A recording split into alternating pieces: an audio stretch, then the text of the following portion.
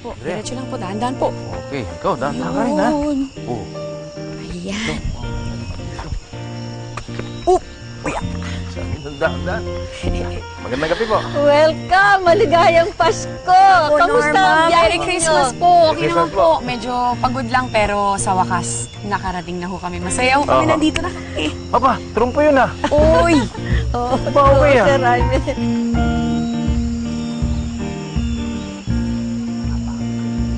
Sige, isa pa nga, isa pa. O, sige lang. Teka mga bata, magpapahinga muna yung mga bisita natin ha. Bukas na lang ulit ang laro. O, sige. Bukas, ha? Tayo na. Pakita niyo sa akin lahat yan. Tayo na. Wow! Oo. Magandang gabi po! Merry Christmas! Christmas din sa inyo. Merry Christmas. Halina kayo, Mama Okay. Andrea, Sir Jaime. Bye-bye. Kikilala kita sa anak ko. Nagano po. Merry Merry Christmas Christmas po. po. At Ayan. Christmas may po. pagkain din para sa inyo. Sige po.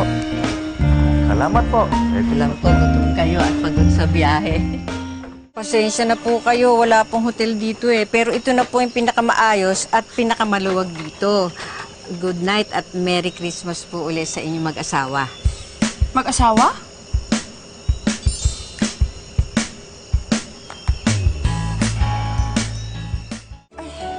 Hindi nga pala kayo mag-asawa. Ay, sir, ma'am, pasensya na po kasi nagdatingan na po yung mga bisita namin galing sa ibang bayan. Eh, puno na po yung mga bahay.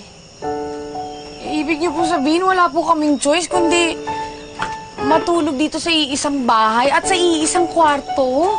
Eh, baka naman ho isipin ng ibang tao, malandi ho ako kasi may kasama ho akong lalaki na hindi ko man lang asawa dito sa iisang tulugan. Eh, Sir, alam ko na magpanggap na lang kaya kayong bading. Kaya niyo po ba yun? Bakit ka man gagawin yun?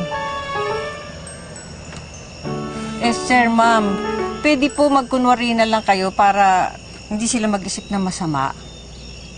Magkunyaring mag-asawa? Ayoko.